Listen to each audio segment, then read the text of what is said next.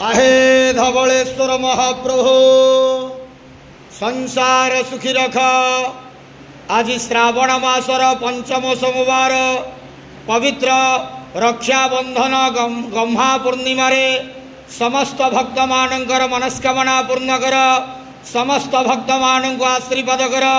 समस्त श्रावणी भक्त मानकर मनस्कामना पूर्ण कर। कर्म क्षेत्र उन्नति कर। ग्रहरिष्ट मान खंडन कर। महाप्रभु धवलेश्वराय महाकालाय नमो नमः।